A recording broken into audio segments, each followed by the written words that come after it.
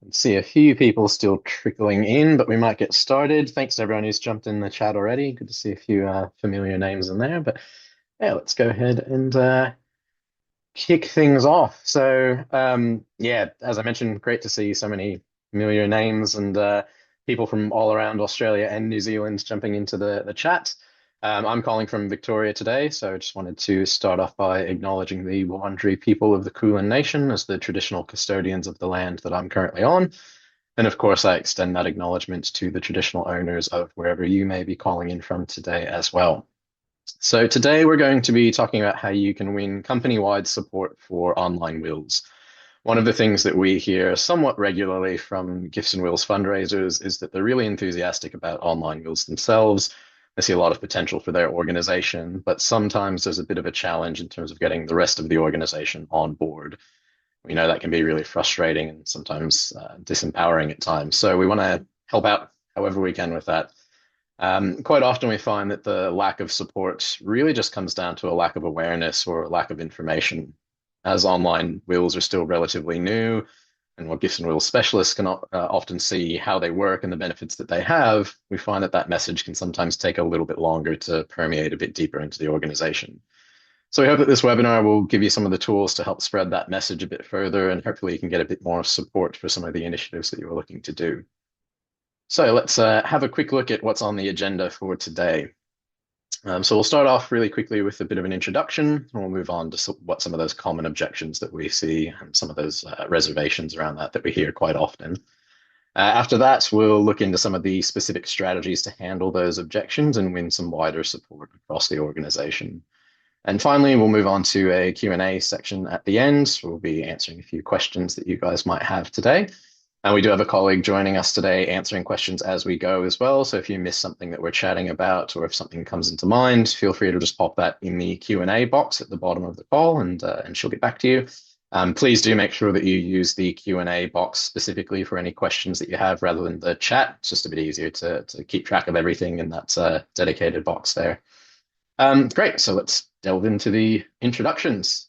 My name is Adam, for those of you who don't know me. I'm the head of partnerships at Gathered Here, and it's me or my team that you'll talk to when you're thinking about joining Gathered Here in the first place. As you can imagine, we do hear all about people's various worries and concerns. Some of those are certainly valid. We can definitely talk about those. And some are maybe a little bit more based on some of the common myths and misconceptions that we see, and we'll talk about those a little bit today as well. Pretty much my entire career has been spent within the nonprofit sector myself. I certainly understand that it's a bit of a different ecosystem than some of the more traditional corporate spaces that some other people tend to talk about as well. Fully appreciate that you guys have so much pressure on you to spend wisely and to use those funds responsibly, and we definitely understand and appreciate that. We know that for NFPs, decisions are sometimes a bit harder to get over the line. We have a lot of patience and understanding when it comes to that. So just want to reassure anyone on the call today that I haven't spoken to previously that if you do want to reach out, it's never going to be a hard sell that you get from me and my team. You'll get information and honest advice from us. I'm also joined by my colleague, Mike, who's our head of partner success. Mike, I'll let you introduce yourself. Thanks, Adam. Thanks everyone for joining as well. And yeah, as Adam mentioned, I lead the partner success team here at Gathered Here. So whilst Adam and his team look after all of our partners before they've joined or decided to join our platform, me and my team, we look after all of our partners once they've actually joined. So that could be anything from really helping you find a strategy that is realistic and effective for your organization, through to offering some free creatives from us as well, or just literally figuring out the quirks of the platform. So the partner success team has a really critical role here in really enabling our partners once they've chosen Gathered Here. We'll both be hosting today's webinar, which is giving you a bit of variety. Hopefully, it does mean that you do have to put up with us both, but we're really going to cover a lot of ground today, and some really good content. So strap in for that. Enough about us. Let's jump to the next slide, Adam, and let's talk just a little bit about Gathered Here and the numbers. We'll keep this brief. Hopefully some of you have joined our webinars in the past, so you might have seen these numbers, but you've probably seen them grow if you have as well. So a bit of context for people who aren't familiar with us, though, is that over 100,000 online wills have been created on our platform, and every single one of those wills has been free. People are very, very happy with the service and that we're providing, and we have an average review rating of 4.9 out of 5 stars, and over 5,000 five-star reviews have been submitted from verified will writers as well. That translates into some really important things. One, trust and support from charity partners. So we have over 900 charities and non-for-profits that partner with Gathered here. And we have over $1 billion of estimated gift income that has been pledged via wills written through the Gathered Here platform. Okay, now that we've gotten that out the way, let's talk about what we're here for. Which is obviously objections and reservations. So there are 5 overarching themes that we hear most often, and they come from different parts of the organization. So we have a fear of offending or upsetting supporters. The next one is the organizational focus is more on immediate fundraising channels. We know that Gifts and Wills delivers outstanding ROI, but is typically a long-term play. Next one is there are doubts over the validity and legality of online wills, and we're going to debunk some of that today as well. There are budget or resource limitations that restrict how involved an organization can get. And then the last one is that there's a lack of data to prove that it's actually a worthwhile endeavor to move into the online will space.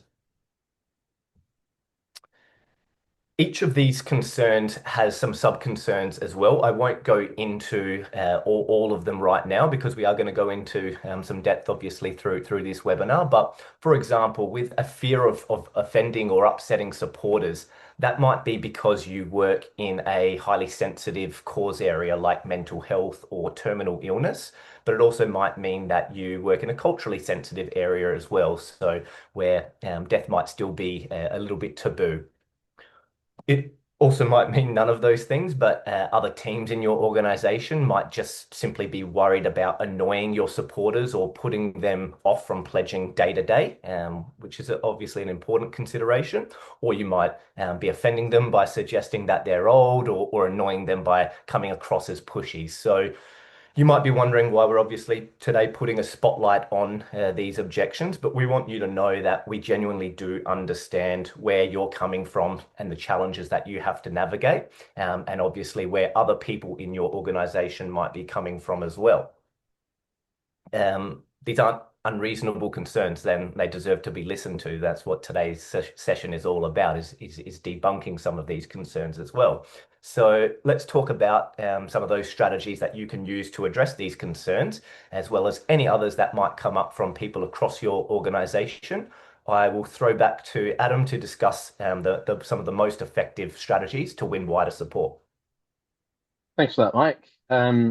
Yes, look, we find there are 6 really effective strategies to start to win that wider support around online wills for various strategies and engagement pieces that you'd like to put in place. So first of all, we think that linking the online wills strategies and initiatives to company-wide KPIs is a really key part of this. It's all about demonstrating how online wills and digital bequests can help the organization hit some of the company-wide targets that are in place, not necessarily just for the bequests team, but other people within the fundraising team as well. And we can look to solve or alleviate an existing problem that might exist within other people for the organization as well, and ideally people that are outside your department. Generally no better way to ingratiate yourself with other teams than by helping to make their job a little bit easier as well. Next, it's really important to listen to feedback and concerns, whether that's from your board or other departments, even people within your own team that might have some reservations about online will initiatives. Generally, we find if you really listen to what they're worried about, there's probably a way to help put their mind at ease. And as Mike has mentioned, there's some data and things like that that we can certainly provide to help with that as well. That all links quite nicely to the next strategy here, which is really leaning on that data to support your cause.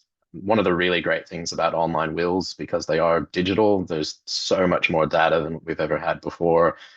Even though online wills themselves are relatively new, as we've mentioned, some of that data and those insights that can be gained can be really important to utilize there. Next up, the next strategy here is to find another online will advocate. That might be internally or externally.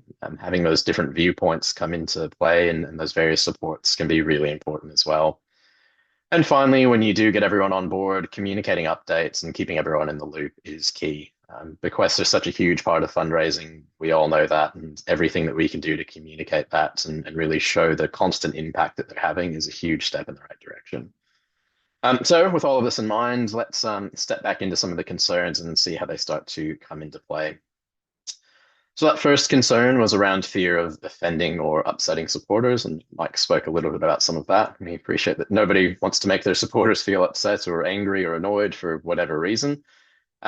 This concern tends to be one that we only hear really before people start reaching out to their supporters, because in reality, we find that asking supporters to pledge a gift in their will is usually quite well received.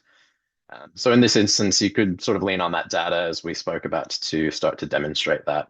We have a few examples here from real charities that we're working with across some of those highly sensitive cause areas that we've spoken about: terminal illness, crisis mental health support, trauma and suicide, hospice, all really highly sensitive areas when it comes to talking about end of life and wills. But the data here shows us that supporters are ready and willing to support those various causes.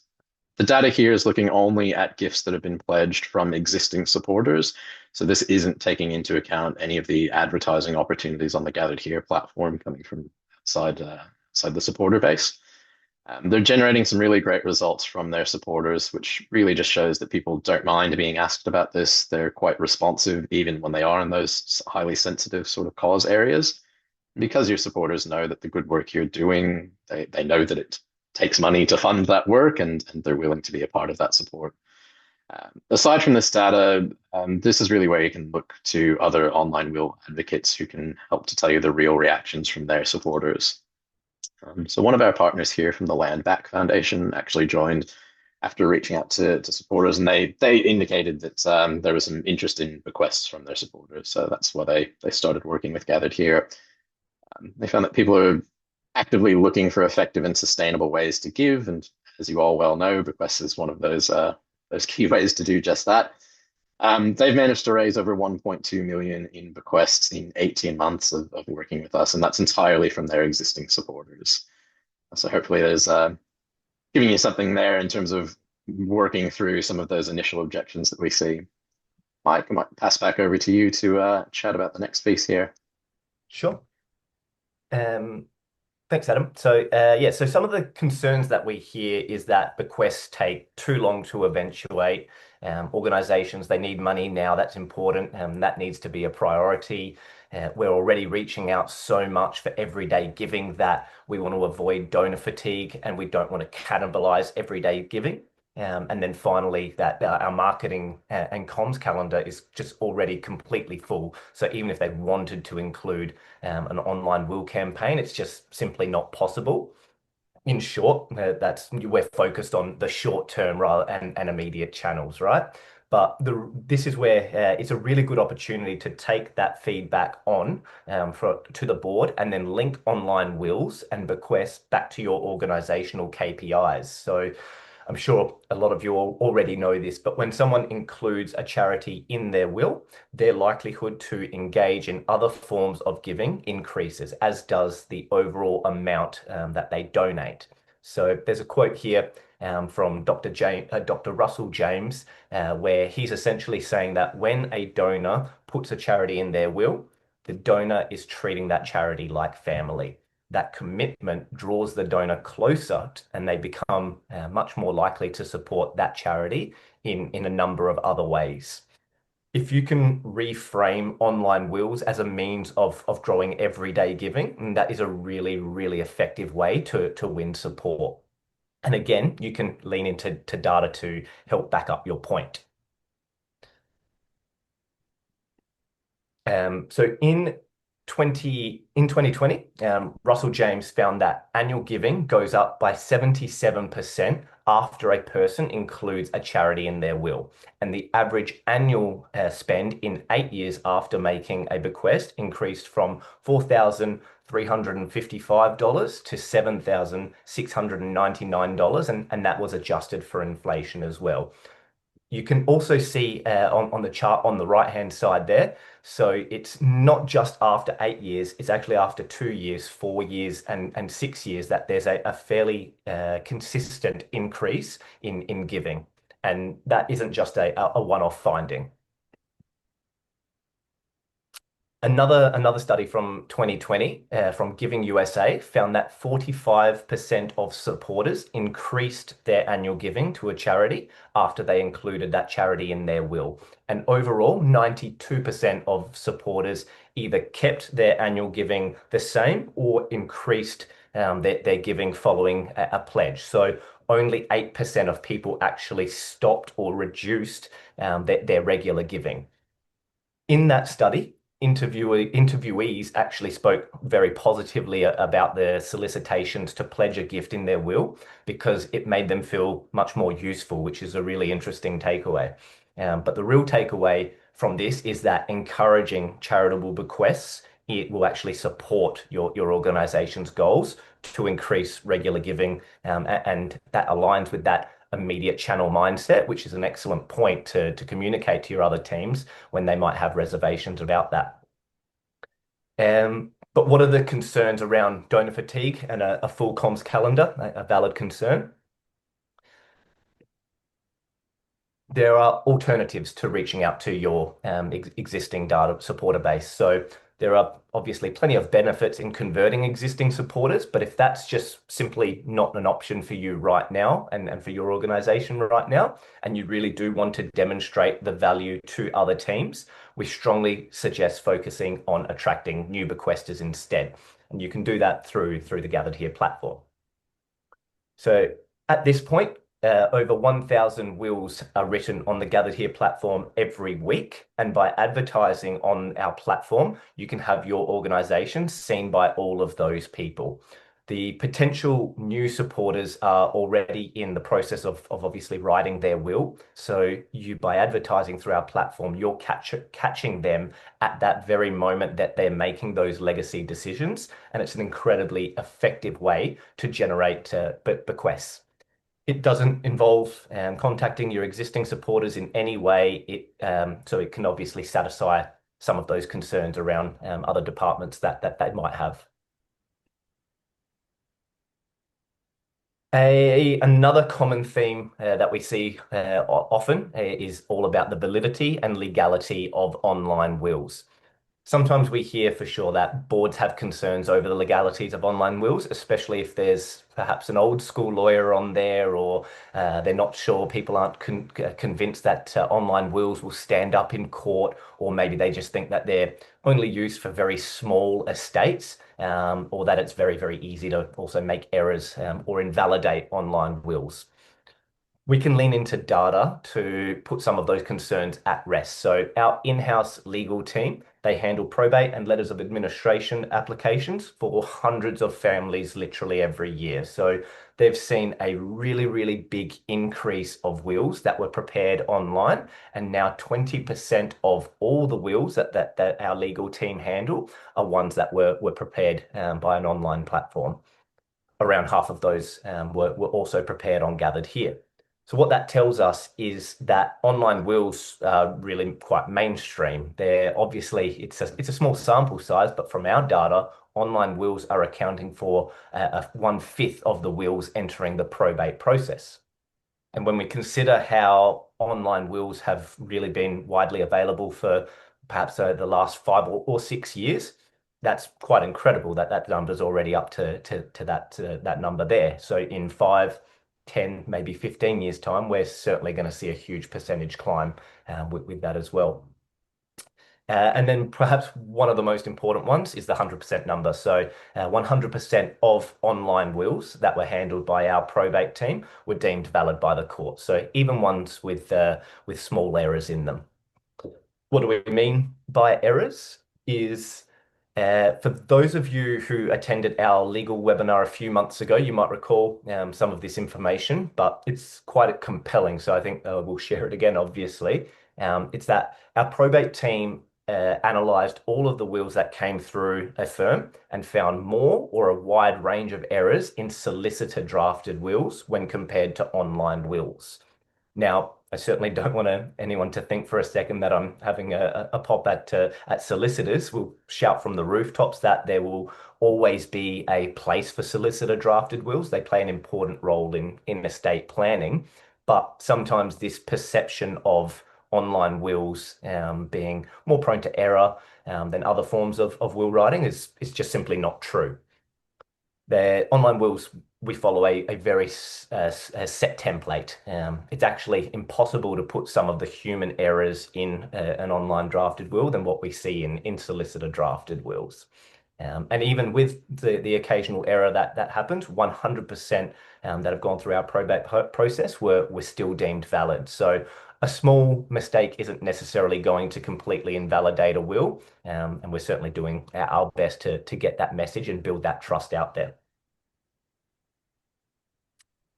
Uh, and then, of course, yes, the point of online wills only being for small or simple estates, our firm's probate data is also dispelling that. So just looking at the gathered here wills that have come through the probate team, the average value of those estates has been $725,000, and the largest one that we've seen was worth $2.5 million as well. So whilst your digital bequest journey might still be fresh and new, online wills are certainly mature now. They are the new normal, and they're only going to grow from here. Adam, I think there are a couple more objections and reservations that you will debate. Over to you. Thanks, Mike. Yeah, definitely a few more to work through here. So another really common theme that we see is around budget or resource constraints.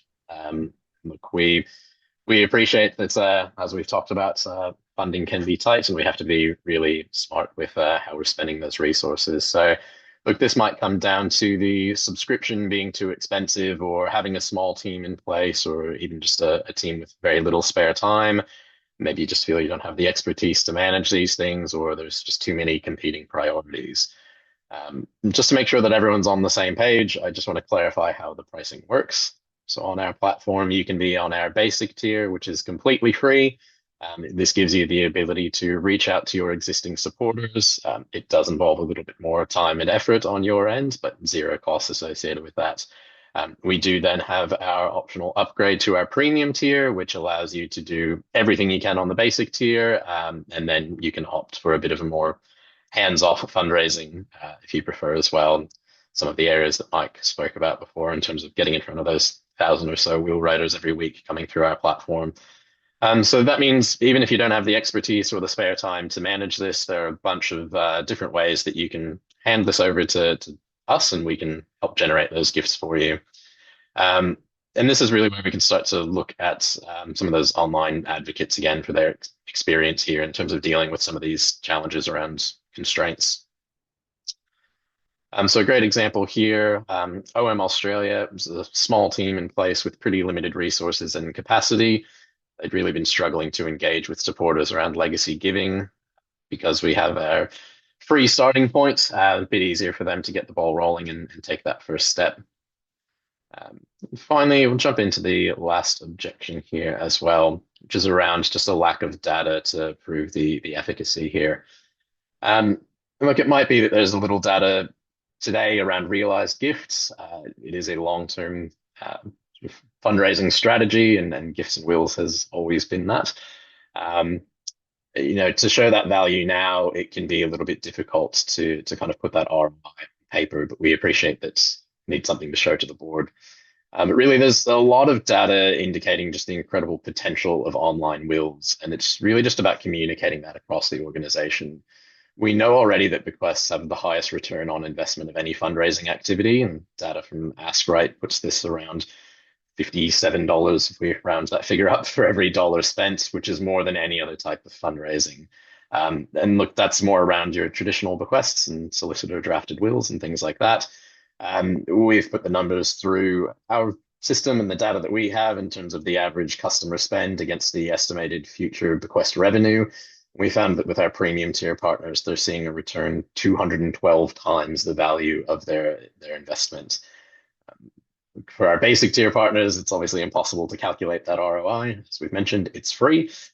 So no investment makes it pretty difficult to put a number against that. But for our basic tier partners, we're seeing some of them earn well into the millions in terms of estimated future bequest revenue with absolutely no cash investments from their organization. Um, we've talked about this a little bit as well, but it's really important to provide these regular updates internally to your team, to other teams, to the board. In our backend, what we call the GMP, you'll get so much data from the platform here. You'll have a number of different data points around confirmed bequesters, age ranges, locations, gift types, parental status. Sharing those little updates with teams where you can, those little tidbits of information, it can really help to embed online wills into the organization and really kind of normalize the entire system. And look, in terms of those realized gifts, we are starting to see some of those come through as well. This is always a really big question around online wills. It's really important to provide these updates as well. So again, in our GMP system, you'll have access to some of this data to help sort of start to marry up the different data points. But when you start looking at the realized gifts here, some of the information that we've had come through has been great to see. We've had several realized gifts. The largest of those was $50,000, and the average across all of those gifts being realized sitting at $25,000. Um, of course, it's not just realized gifts here that start to demonstrate the value, but the supporters gained as well is a really key bit of this. Online wills can be a really helpful way to help you to start to acquire new supporters. You can see the quote here from Lost Dogs Home. I believe we've got one or two people from Lost Dogs on the call today. So hello and thank you for the quote. But you can see that they've gained hundreds of new supporters, which in itself is an extremely valuable exercise, well aside from the bequests that are being generated from that as well. Great. So, look, now that we've gone through some of those core objections, we want to come back to some of those strategies as well. So, these are your core strategies, and hopefully today has helped to show how some of this can be applied across some of the core areas of objection that you might be seeing, certainly from some of the feedback that we've had over the years of working with different organizations. But these really do start to apply far beyond what we've already talked about today as well. It's going to be really powerful in terms of getting the message out there that online wills are an effective fundraising tool, both within the bequest team, but also in terms of driving supporter acquisition and regular giving as well. So yeah, hopefully there's been some helpful bits of information there. As we've mentioned, we have all sorts of data from hundreds of thousands of wills being written each and every week through our platform, and we're always really happy to share any of that information.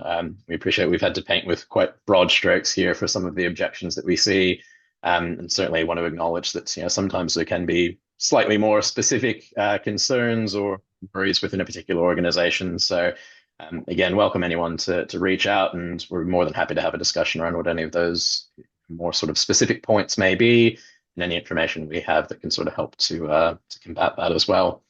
But look, that does bring us to the end of our slides to get through today, but we do have some time for Q&A. If anyone does have any questions, let's see if we've got anything in the box here ready.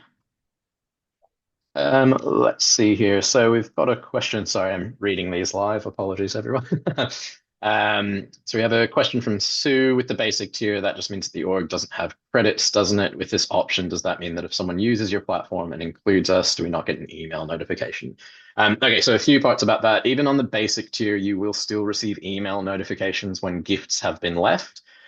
Regardless of what tier you're on, those notifications won't have any specific gift or donor information. All of that does go into the GMP, as we've spoken about. Most of that data will be part of the premium tier, but you will still be notified. On the credits side, credits are part of the premium tier. If you are currently working with us on the basic tier, I encourage you to reach out to our team. We are looking at some ways to start to make credits a bit more readily available across the board as well. But there are some limitations in place if you're not on the premium tier. So definitely reach out to your success manager or anyone in my team. We'd be more than happy to kind of talk you through some of that. But broadly speaking, yes, credits are part of the premium tier. But there's no limit to the number of gifts that you can generate through your own page and in terms of contacting your supporters as well. Is data collected on the number of pets? Yes, it is. That data isn't currently available in the dashboard, but I believe we can extract some of that data for you. So again, would encourage you to reach out to the team. Mike, you might have more insights on that than I do, though. I might throw over to you to. Yeah, no, it was released last week or maybe even the week before. So you will now see the number of pets in your donor report for our premium tier partners that have access to their donor data. So yeah, that's a recent feature request and one that we were able to deliver quickly. I stand corrected. I should stop running my mouth and let Mike answer some of these questions as well. Thanks, Mike. Next question here. If a gathered here will is challenged, are you involved in the legal process to help the charity? The short answer to that is it depends. There's no requirements for anyone to come back to gathered here legal, whether that's the beneficiaries or the executors. Certainly, should anyone come back to us, yes, it is a full team in the wills and probates team that gathered here legal. That would be more than happy to assist with that. I know the team has gotten involved in assisting on the charity side as well as the bequester side.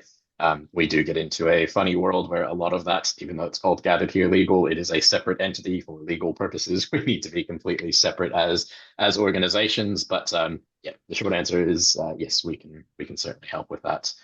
Yeah. So you've got a follow-up question here. So yes, you are notified of gifts that come through, but without names on the basic tier. That is correct.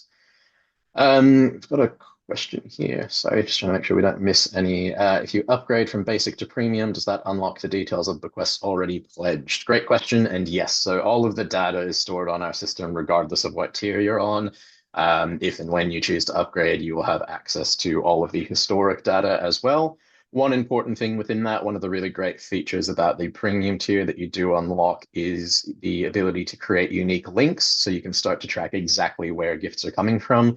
You might have one link that you share on your website, another that you use for socials, newsletters, all sorts of different things. Sky's the limit in terms of creating those unique links. On the basic tier, you only have the one link. So when you do access that historic data, you won't be able to necessarily tell where those gifts came from, but you would still be able to see all of that data in terms of the gifts and the will writers where they've given permission to share that information as well. I think we've covered off all the questions here. Just marking these as done. We've had a few Still more popping in in the here. chat. Let's see. When you include the question Actually, it's just come through to Q&A now as well. yeah. When you include bequests and KPIs, does that not skew the data as they're not realized funds? Yeah, great question, Jackie. So I think with that, when we're talking about kind of aligning online wills to some of the other KPIs, it's not necessarily around the bequest revenue itself, but around some of the other things we've spoken about. So things like generating new regular givers and even new volunteers and things like that. So yeah, certainly when you're talking about the funds themselves, important to make sure you're doing that by the books in terms of where the funds are being allocated. But yeah, looking at different ways that you can kind of utilize online wills to start to align with some of the other targets that different teams might be working through as well. So you might didn't even know that was a feature. Mike would like to answer the next questions. I'll throw over to you. Yeah, so another one from Sue, that basic tier is 100% free. So wills written on the platform, 100% free, and basic tier access to our charity partners is also at no cost, but aligns with some of your earlier questions around just not having access to donor data and comprehensive reporting and some things like that. So I know you're in contact, Sue, with Kate as your partner success manager, so we can pass on, you're welcome, we can pass on your feedback to her and then link in with Adam as well around your credit question. Perfect. Shout out to Kate. She's a great partner success manager. So thanks, Sue. If anyone does have any other questions, feel free to pop them in here before we wrap up for the day. But otherwise, as always, feel free to reach out to myself or Mike. Always happy to have a bit of a chat and see where we can help you. Yeah, I think that's everything. We've got everything answered there. So we we will let everyone get back to. Oh, a few more have come in. Shout out to Lucy as well. um, yeah, these webinars, I'm not sure how regularly we're doing them at the moment. I think Nicola might be typing an answer to that as we speak. Yeah, so we typically have had a webinar per month for about 12 months now, and all of them have been recorded as well, and we have a YouTube page that they've been uploaded to, so you can watch these on demand. Today's webinar will be shared, when that's available as well on demand. It might be tomorrow, but certainly next week. So yeah, there's at least a dozen webinars that you can go back and have a flick through. There you go. So if you're missing me and Mike, you can have us on in the background. Great. Well, thanks everyone. Thanks, Mike, for hosting with me today. Thanks to Nicola for answering a lot of those questions in the background as well as we went along. Really appreciate everyone taking time out of their day to join us.